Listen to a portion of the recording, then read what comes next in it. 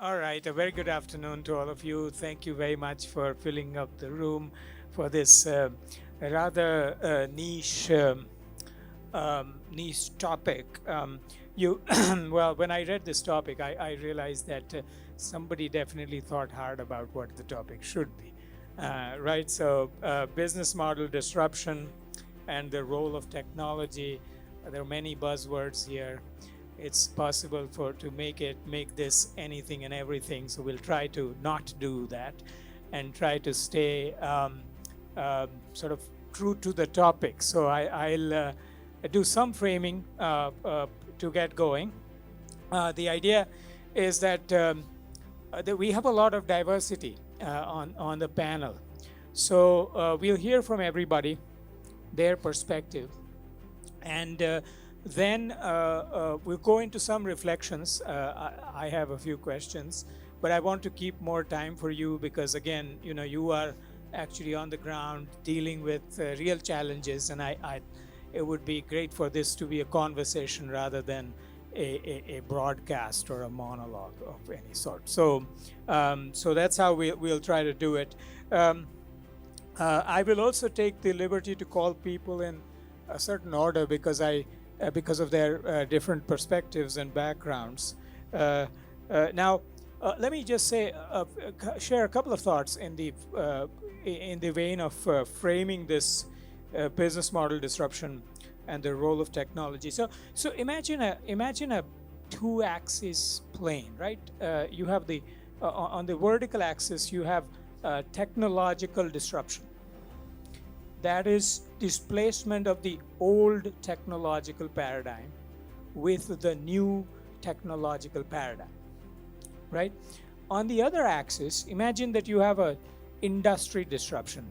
In other words, displacement of the old ownership structure of the industry with a new ownership structure of the industry, right?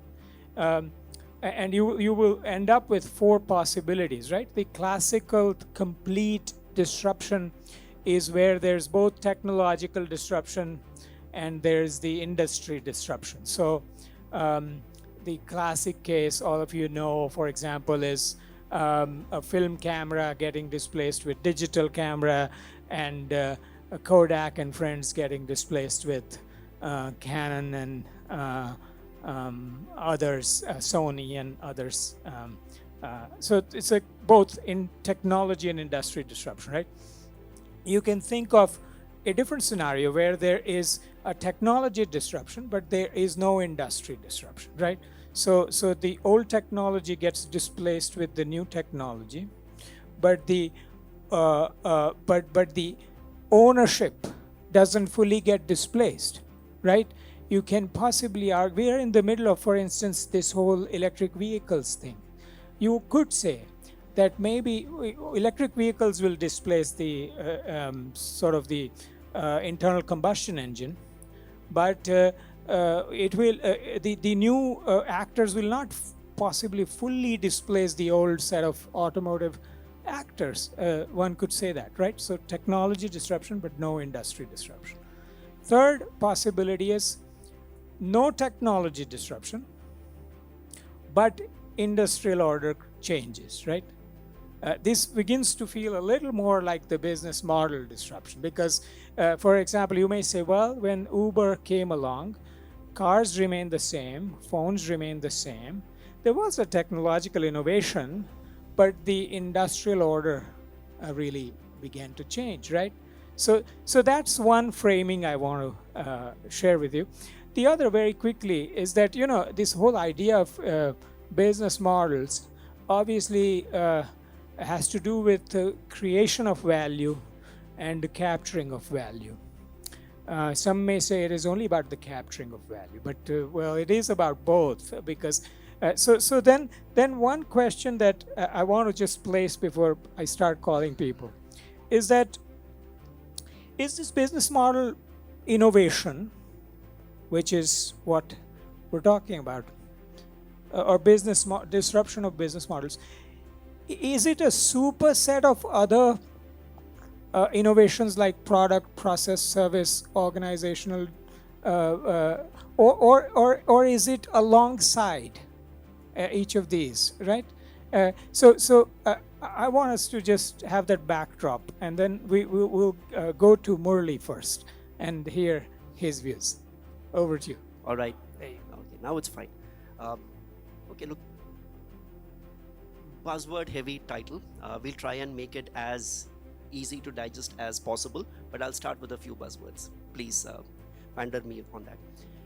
Look, the term business model per se, and I'll come to innovation later, the term business model itself is often misunderstood, right?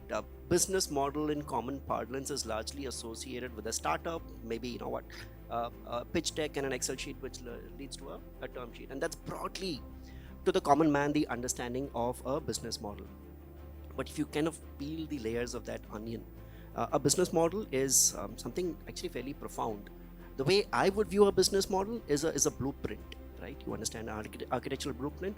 It's the blueprint of an organization and the way they orchestrate their internal and external resources, right? The kind of processes, the kind of activities that you conduct to create and appropriate value, because all businesses are in the business of creating value and appropriating value, because that's how you get a share of that entire profit pool. And therefore, business model is this broader blueprint which kind of defines how the organization operates. Now, if that is something that there is broad agreement on, I see a few nodding of heads, and thank you for that. We then get to what is this thing called business model innovation, because that just complicates this to a second degree. And one could actually reflect on business model innovation as maybe some form of transformation, some form of a change in how this organization operates, right? The way it's architected and so on. But it's no ordinary transformation. For example, is process innovation business model innovation, or is product innovation business model innovation? Because these are some of the questions that keep cropping up. And the easy way to answer this is yes, process innovation is part of business model innovation. Product innovation is also part of business model innovation, but business model innovation is not just these two. Because business model innovation is this larger superset that includes a change in your value proposition, right? You have a customer, there is a certain value that you deliver to the customer, and therefore you're trying to transform that entire value. Case in point, Dell, right? Dell in some ways undertook this large exercise of transforming its business model and innovating its business model by going direct to consumer, letting people customize, and therefore working backwards on their supply chain to make that a lot more agile, flexible, and therefore have significantly lower inventory, higher inventory turnovers. Now, that's just one example of how you've changed your value proposition that reflected in innovating on the business model. But at the same time, to deliver to that value proposition, you will also need to change, transform, reinvent a few things on the inside. Your operating processes, your structure, your people, and the kind of goals that people strive for. So business model innovation, therefore, is a transformation of the value proposition and your operating processes. But to what end, right?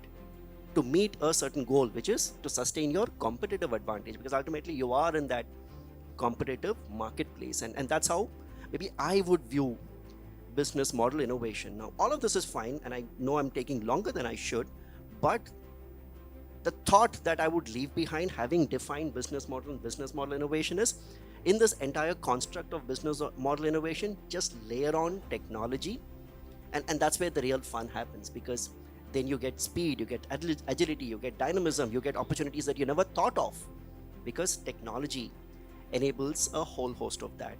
So that, I hope, serves as a good solid foundation for us to mull deeper on this set of buzzwords called business model innovation and disruption. Great, thank you so much. Let's go to some examples, international ones. We can maybe start with Anat. So, hello everyone. I'm from Israel. We call India is competing with us, but we are called the startup nation. And 4% of the GDP in Israel is invested in R&D. So everyone has startup, from my hairdresser to my next door neighbor, which is a teacher. And replying to you, Murali, or continuing the topic, recently I came across the additive manufacturing industry. And it's not picking up yet in India, and please correct me if I'm wrong, but in Israel, suddenly it's a big cluster of companies, and it changes business processes and companies all over the world in aviation, in the mobility, in food industry, but also in the health industry. So you can see you have now printers that can actually create organs. You have printers that create steaks, from which are vegan, of course. And you have printers, whether you use ceramics, whether you use aluminum or other composite materials, that changes the way supply chain is happening. So the future is actually that in every city, in every region, there will be a printing center. And they will not print photos as we used to go to the printing center, but they're printing per specs that you have. So if you, in our car, you know this small click that you turn on off the window? It always breaks in my car, okay? So I can buy only the specs, and I can go to the printing center and I can ask them to print it for me. Large companies, and I know the German rail company, many of their products, they print, as we said once, just in time for the inventory management. Today it's just in time parts. And this is changing business process because it changes your supply chain, it changes your customer service, it changes your inventory, of course. It changes also prices, because when I have to fix, let's say, a machine in my factory, I need to write the company. They stopped manufacturing actually this part. So they'll have to do a new setting to their machines and to manufacture for me 1 to 5 pieces of this small component.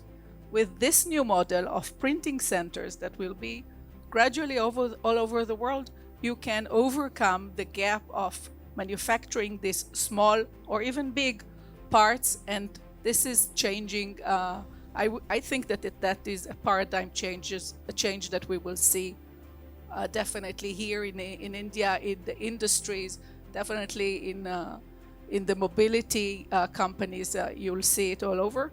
And it also changes the way you innovate, because when you innovate, you want to showcase a sample. When you have those kind of printers, you can do a limited line, and you can always improve with those printing. So this industry, I think, is going to change business process for many companies and many industries in the world. Let it be, as I said, food, pharma, medical devices. Many of the medical devices are using additive manufacturing, as we call it. Aviation, aerospace, and all those definitely will need it. And this is an area that I think that many of us should look at, because it's coming up now. Great, thank you so much, Anat. Two thoughts come to mind. One for everybody, just so we remember. Additive manufacturing is a term you used, and there are many such trends that inundate a manager, AI, robotics, whatever, every day. And how does one sort of think through that type of, is one question that I think always occurs to people. So we'll peel that question.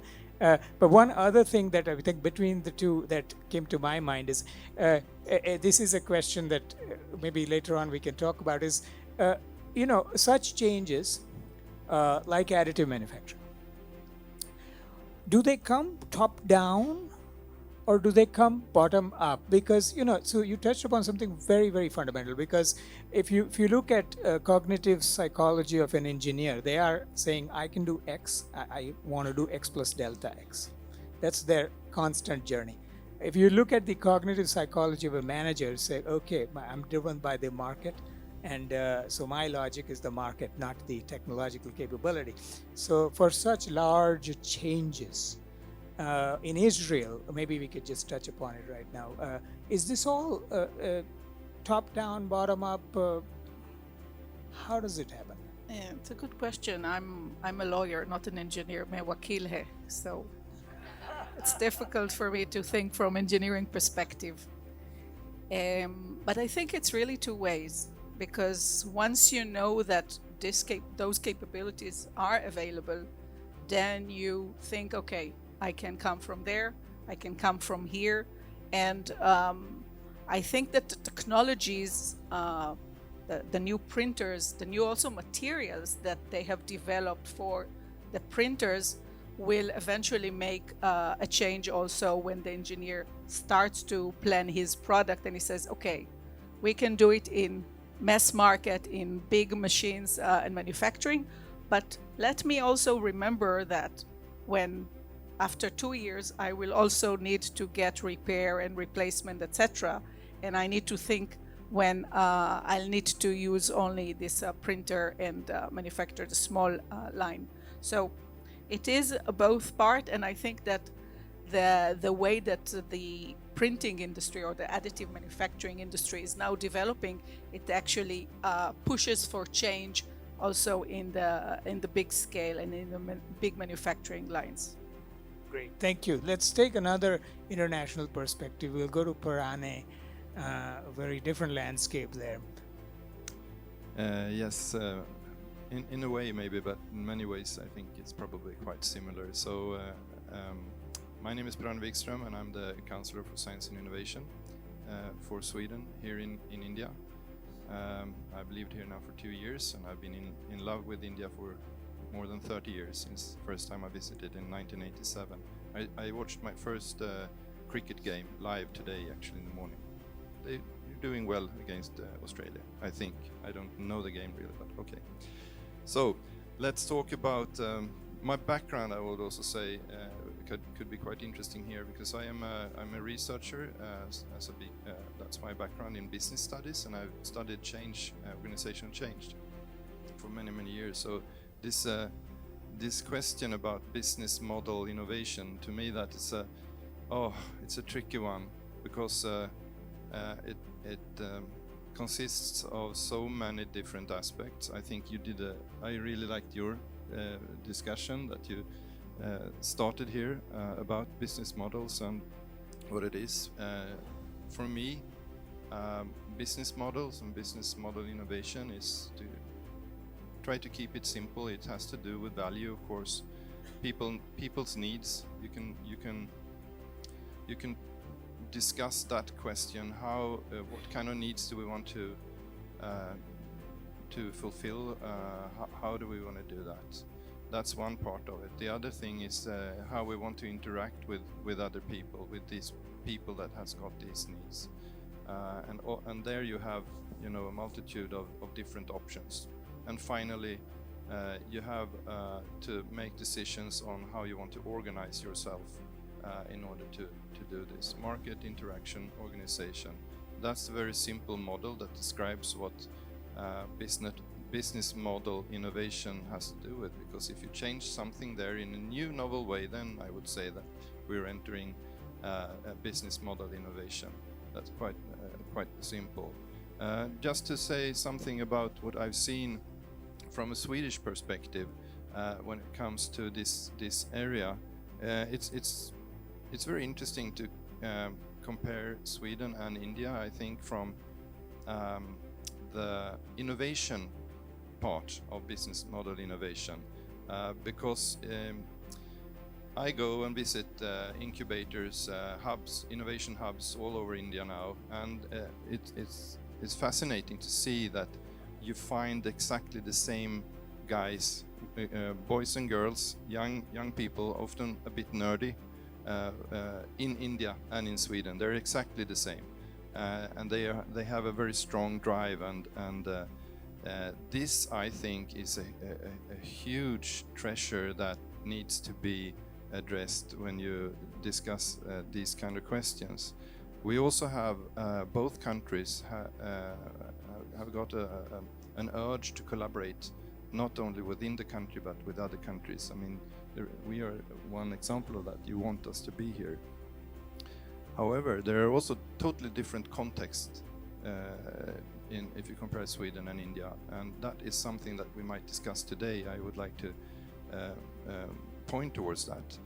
In Sweden, for instance, you have 2/3 of all funding of innovation and research-driven innovation, and thus also the startup scene, because it's very strongly related in Sweden. 2/3 is funded by the private sector. Here it's the opposite, so it's 1/3 here and 2/3 from the public sector. That, I think, has impact on different areas when it comes to business model innovation, and hopefully we can discuss that further here today. I think I will stop there. Thank you. Great. We'll unpack a few of these things going forward. Let's go to Parminder. I know when we were talking, you had mentioned that it's easy to get caught up in business model Me Too buzzwords, Uberize, McDonald's, whatever. Google-ize. Yeah, so, I think this is, I want to go back to, before I touch upon that, I want to go back to something that Murali, I think you mentioned about value proposition, that, innovation involves a change of value proposition and incorporation of technology. I agree, and just to be a little bit contrarian, I'll disagree as well a little bit. So, yes, sometimes it does involve a change of value proposition, but when you are innovating, actually, many a times it involves your understanding your value proposition at a much deeper level. Try to understand your value proposition at its very core, which sometimes companies forget, because you're running a successful business, successful industry, and you even forget what your core stands for. And I'll back it up with an example, my own example. And coming to your point, Chintan, technology, words like ChatGPT and Metaverse and NFT are getting mainstreamed like never before. And I feel that companies feel almost compelled. If you're a technology officer or a digital officer, or if you have any of those C titles with whatever letter comes after that, you feel compelled to think in terms of using some of these technologies, whereas a business model may or may not involve the use of these technologies, and that's very important. Which comes back to the value proposition part.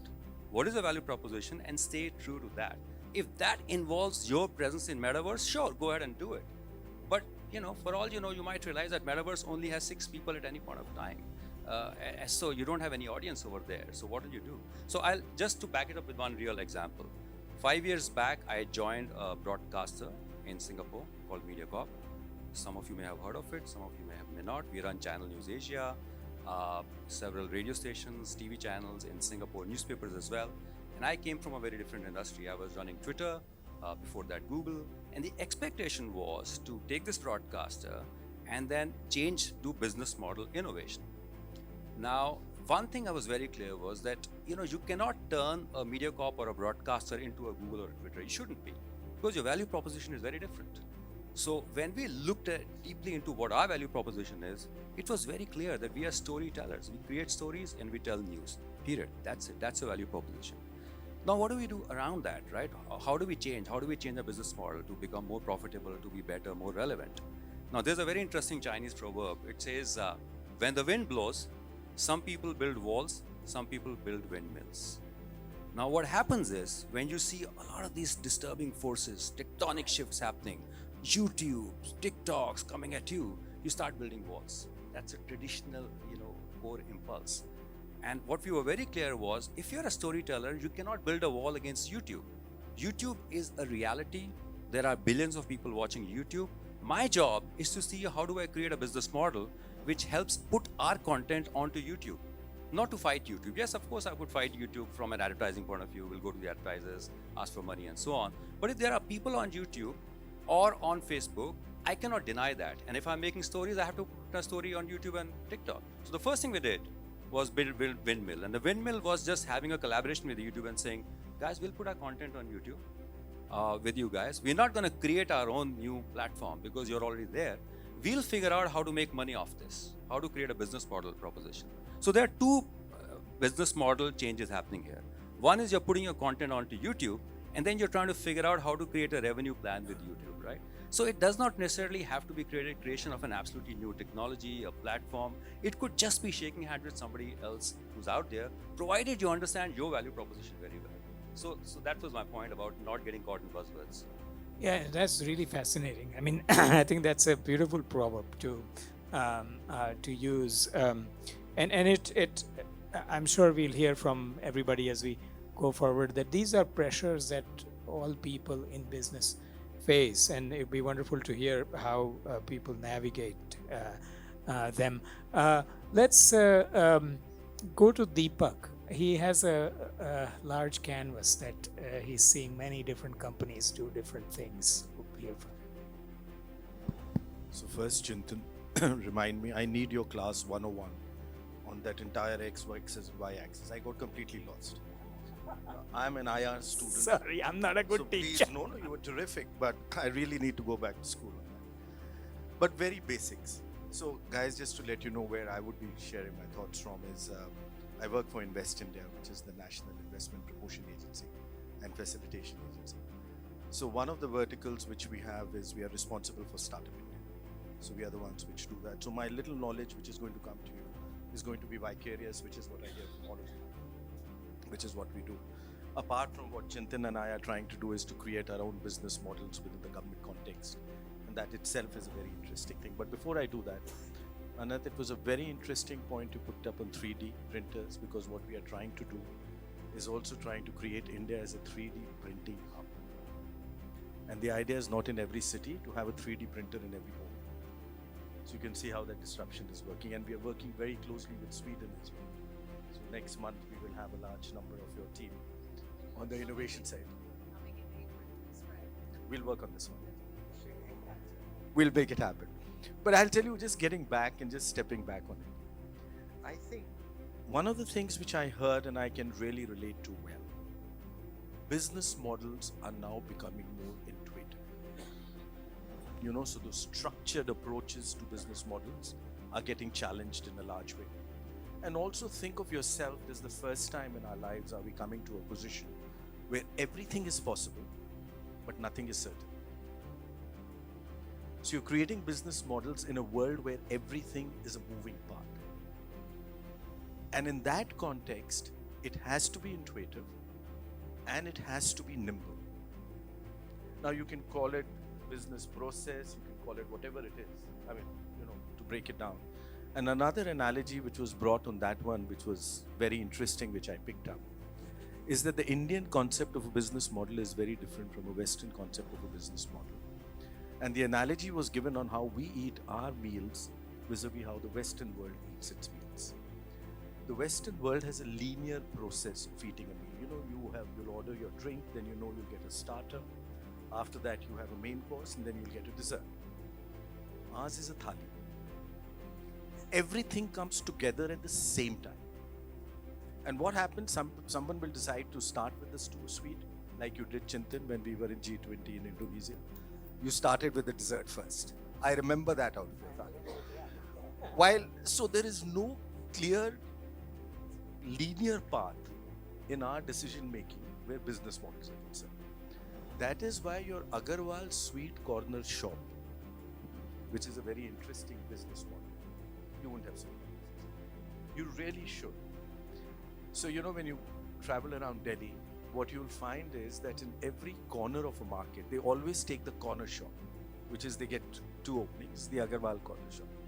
And you know, you can sit down, and we tried to sit down with him once because we have this entire startup team. We called him to the office to understand how business process happens. He has just one thing. He says, I have to sell more laddus every morning. Now, would I put them on this side of the shop or this side or both sides? That is what it is. The second interesting thing. My previous lifetime, I used to be a banker. And I remember when I joined banking, the first training session we got, the only person who will never lose their job in a bank is the teller. And none of us were tellers, so they were basically telling us that you are dispensable, so don't try and act for it. You see where the world has taken us. And the third, just story on that. I know you're getting impatient because I've taken the discussion completely off. The reason being that I'm not a business guy, I'm an IR. The third very interesting one where that happened was to see how e-commerce has completely disrupted business models. The corner retail shop used to sell within a 1 to 2 kilometer radius. Now the customer is buying within 1,000 kilometer radius. So when you had some access where some technology was involved, like X or Y, that is bringing it back, making business models intuitive to a large extent, and that's more what I'm hearing on the startup side. Sorry, I'm just taking some. No, I think you have really enriched this conversation because, see, the reality, if you look at, so the one very fascinating thing about India is that this may be one of the only countries that has a continuous demand curve all the way from extreme affordability to extreme opulence. And there are business models all along. And the extreme affordability ones are very intuitive. But I think what is happening is that even the more complex ones, now there's beginning to be a theory about it. So you don't have to be a son or a daughter of a business person in order to understand that business model at the dining table. And so fascinating. We'll go into it some more. Let's hear from Manik. Okay, so let me take this one. So I think, of course, very interesting conversation, but maybe try to shift a little bit of a gear and think of business model innovation, which all buzzwords. Like if you did buzzword bingo, this would check and get there. I think when I look at business models, I try to think of maybe three things, right? The first one is, business model innovation. First one is why change, right? And that has to be core discussion because, of course, there is this whole part about startups, but a large part of companies are in existence today. And many companies have been successful for the last, decades, right? So what is the imperative to change? And I think that needs to be thought through a little bit. And the second one is really about value, right? And so how do you define value? And in my 22 years working in corporate, right, I've always challenged people to ask them, like, so what is your definition of value? Is it your P&L statement? Is it the something else that you're looking at value? Is it your social impact? So the definition of value starts to become a very complex topic actually once you start digging into it. And the third one is, how do you, especially for companies which have been around for a long time, how do you change and innovate your business model without disrupting what could be traditionally your cash cow, right? So I think this is maybe the three things I always try to look about. So let's maybe just take a little bit of time to explore all three, right? So I come from a tech industry. I'm working for SAP, worked there for many years, head up a team for software development. And in many ways for software development, we are the first part of the value chain. So we develop software, it gets used by customers, they pay us, and then we're doing services and support. We went through a massive business model change starting about 10-15 years ago when the whole industry moved to cloud. So I think some of you may be in the tech industry as well, so maybe preaching to the choir a bit here. But that was a huge change for us because if you look at our company 15 years ago, even 10 years ago, we were happy selling software, then customers were buying it, and then we had a maintenance contract, and then there was probably some kind of a support and service contract. But the moment you move to cloud, you're responsible for the entire end-to-end life cycle of how your customer is using your product, and it's a perpetual model because it's not a one-time only. The way you make money is very different from how you made money earlier. The second point about value, right? So what is value? So maybe 15 years ago, even 20 years ago, it was very straightforward. You had a P&L, you looked at, you had your revenue line, you had your cost line, and then basically everything in between is in many ways the tangible value that you created.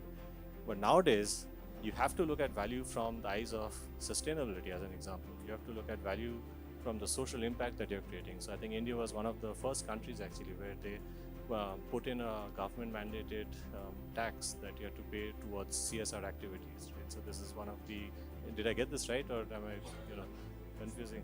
It's a okay. So that shows I'm not really in this thing. But this is one of the first countries where there was a contribution required, right, to make this happen. Thank you.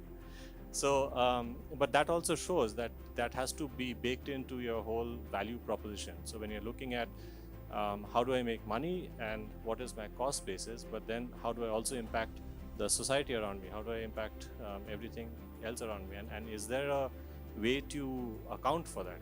Right? So that's maybe the second bit out of it. The third bit, which is when you talk about innovation, right? I think there are like numerous examples across the board where companies have tried to shift from one model to the other model, but in many reasons why it fails is because at some point somebody at the top of the company sees that if you do this, you're going to take away profits from your existing business. So actually the most famous example is probably Kodak, because you brought it up. So Kodak was actually the inventor of the digital camera. So I don't know if you all know this, but they invented the digital camera. It was by this, I believe this engineer in England in those days. But the company decided to kill it because it would actually take away sales if they rolled it out from their film business. That was the huge part of their business. What they didn't realize is that, and I guess to Ramesh's point earlier, if you don't accept that this is the wind that's coming and change along with it, and you try to build the wall, the issue is that you don't know what others are doing on the other side of the wall. And this is probably exactly what happened, that when you build the wall, you are boxed into your own little four walls, and you couldn't see what's outside. Whereas the whole world outside slowly changed into moving into digital cameras and so on. And of course, the second disruption in the industry happened when the phones came out with the cameras. And my dad, he still lives in Calcutta, and he's still maybe a bit more old-fashioned. So he likes to still have these point-and-shoot cameras, which was sold maybe 10 years, 15 years ago by a lot. So this time when I was coming back home in December to from Singapore, he said, "Go and I need a camera because the old one isn't working." I went around to 10 shops. They don't sell that anymore. They don't make it anymore because that whole industry has been just completely wiped out because the phones are the substitute. So when I went back, finally I said, you know what, I'll get you a new phone and just use the phone as a camera because that's the only thing that's out there. Great. Well, I think this is one topic about which we could possibly spend the whole day just talking about sustainability. Lots of interesting angles, definitely implications for the business models, because implications for the cost structure. I think our time's almost up. So let me just summarize and say that, but this is the moment at which this conversation is taking place is a very important moment, because India has the presidency of the G20. This is the first year ever in the history of G20 that we have changed the architecture of G20 to make it an ambidextrous architecture, whereby there is a business 20 to take up the issues of large corporations, and there's startup 20, an equivalent platform to take on the issues of startup ecosystems. So this it's a special moment from that perspective. In that context, when you hear the word disruption, there's definitely people on the side of the hero side of the story and the villain side of the story, and it brings about all forms of emotions. But I want to end our conversation with just one last academic observation. If you look at the business theory, we have extensively studied how established firms' paradigms get disrupted. We have not studied the other two possibilities as extensively. One is there are many situations where there's no disruption of the ownership because large firms dispel the small ones. We make a change, but the ownership does not change, right? And then there's an in-between scenario where there's the mix of the old and the new, the coexistence of the old and the new. That also we haven't studied. But I think the opportunity for us is to take whichever of these three works for us and build that through the new architecture. G20 is at our disposal this year. Hope we make great use of it. But let's say a big thank you to all of the panelists for their wonderful views. Thank you so much. Thanks for joining.